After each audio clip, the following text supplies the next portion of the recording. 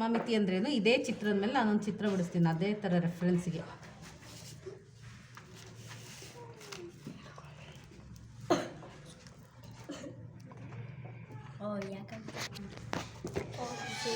ಇದನ್ನು ನಾವೇನಂತೀವಿ, ಮಧ್ಯೆ ಎಕ್ಸ್ ಇರೋದನ್ನ ಪರಿಭ್ರಮಣ ಕೇಂದ್ರ ಅಂತ ಕರಿತೀವಿ.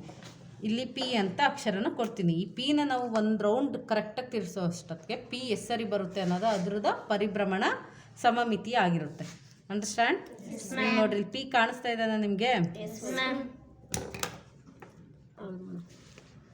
ಪಿ ಅನ್ನೋದು ಇದು ಪರಿಭ್ರಮಣ ಕೇಂದ್ರದಿಂದ ನಾನು ಹಿಂಗೆ ಫಿಕ್ಸ್ ಮಾಡಿದ್ದೀನಿ.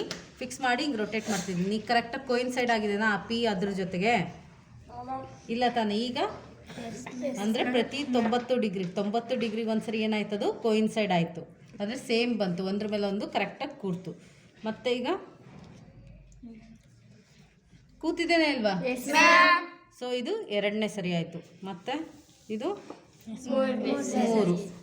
ಈಗ ಹಂಗಾಗಿ ಈ ವೃತ್ತಕ್ಕೆ ಎಷ್ಟು ಪರಿಭ್ರಮಣ ಸಮಮಿತಿ ಇದ್ದಾವೆ? 4 ಪರಿಭ್ರಮಣ ಸಮಮಿತಿ.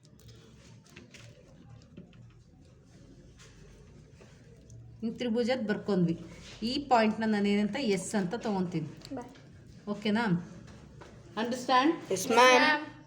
ಈ ಪಾಯಿಂಟ್ನ ನಾವೇನು ಎಸ್ ಅಂತ ತೊಗೊಂಡಿವಿ.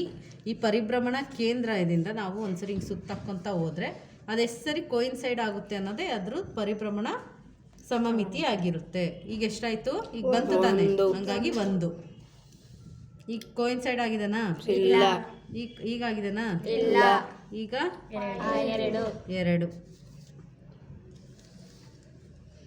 ಈಗ 3. ಹಂಗಾಗಿ ತ್ರಿಭುಜಕ್ಕೆ ಎಷ್ಟು ಸಮಮಿತಿ ಪರಿಭ್ರಮಣ ಸಮಮಿತಿಗಳಿದಾವೆ? 3.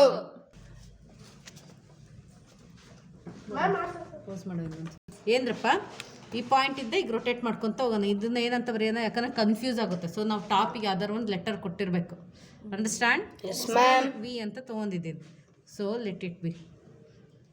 ಈ ಪಾಯಿಂಟ್ ಅಂದರೆ ಸರ್ಕಲ್ ಪರಿಭ್ರಮಣ ಕೇಂದ್ರದಿಂದ ಹಿಂಗೆ ರೊಟೇಟ್ ಮಾಡ್ಕೊತ ಹೋಗ್ಬೇಕು. ಕೋಯಿನ್ಸೈಡ್ ಆಯ್ತಾ ಒಂದ್ರ ಮೇಲೊಂದು? ಈಗ ಆಗಿದೆನಾ? ಬಟ್ ಏನಾಗಿದೆ, ಇದು ಬಾಕ್ಸ್ ಹೊರಗಡೆ ಒಂದಿಲ್ವಾ ಈ ಡೈರೆಕ್ಷನ್ಗೆ? ಸೊ ಅದೊಂದು ಸೇಮ್ ಅನ್ನಕ್ಕೆ ಬರುತ್ತಾ? ಇಲ್ಲ ಮ್ಯಾಮ್.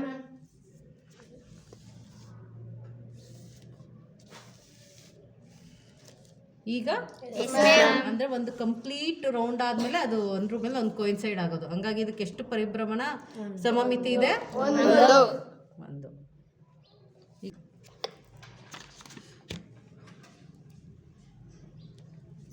ಈ ಕೇಂದ್ರದಿಂದ ಈಗ ನಾವು ರೊಟೇಟ್ ಮಾಡ್ಕೊತ ಬರೋಣ. ಹೆಚ್ಚಿಗೆ ಕೋಯಿನ್ಸೈಡ್ ಆಗುತ್ತಲ್ಲ ನೋಡ್ರಿ. ಕೋಯಿನ್ಸೈಡ್ ಆಯ್ತದು? ಫಸ್ಟು ಎ ಮತ್ತು ಬಿ ಅಂತ ಹೆಸರಿಡೋಣ. ಅಂಡರ್ಸ್ಟ್ಯಾಂಡ್? ಓಕೆ, ಇಲ್ಲಿಂದ ನಾವು ರೊಟೇಟ್ ಮಾಡ್ಕೊತ ಹೋಗ್ತೀವಿ. ಕೋಯಿನ್ಸೈಡ್ ಆಯ್ತಾ? ಕೋಯಿನ್ಸೈಡ್ ಆಯ್ತಾ? ಇಲ್ಲ ಮ್ಯಾಮ್. ಈಗ ಅಂದ್ರೆ ಈಗ ಒಂದ್ಸರಿ ಕೋಯಿನ್ಸೈಡ್ ಆಯ್ತು. ಅಂದ್ರೆ ಎಷ್ಟು ಡಿಗ್ರಿಗೆ?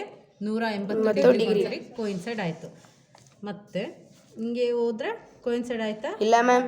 ಈಗ ಸೊ ಇದಕ್ಕೆ ಎಷ್ಟು ಪರಿಭ್ರಮಣ ಸಮಮಿತಿ ಇದಾವೆ? 2. ಪ್ರತಿಭ್ರಮಣ ಕೇಂದ್ರ ಇರ್ಬೋದು, ಅಲ್ಲ ಪ್ರತಿಭ್ರಮಣ ಸಮಮಿತಿ ಇರ್ಬೋದು. ಇದಕ್ಕೆ ಯಾರು ಹೇಳ್ತೀರಾ ಎಷ್ಟಿರ್ಬೋದು? ಎಷ್ಟು ಪ್ರತಿಭ್ರಮಣ ಸಮಮಿತಿ ಇರ್ಬೋದು ಈ ಸ್ಟಾರ್ಗೆ? 6. ಹೆಂಗೆ ಹೇಳ್ತೀರಾ 6 ಅಂತ? Let me see. ನೋಡ್ರಪ್ಪ, ಇಲ್ಲಿ ಏನು ಬರೆಯೋಣ, ಎ ಅಕ್ಷರ ಬರೆದಿರ್ತೀನಿ. ಈ ಮೂಲೆನ ಏನಂತ ತೊಗೊಂಡಿದ್ದೀನಿ?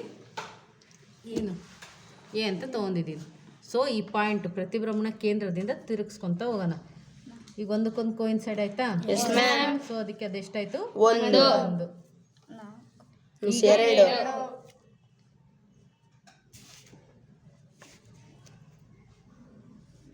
4.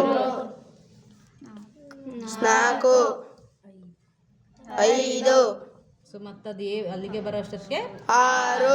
ಅಂದರೆ ಇದಕ್ಕೆ ಎಷ್ಟು ಪ್ರತಿಭ್ರಮಣ ಸಮಮಿತಿ ಇದ್ದಾವೆ? 6.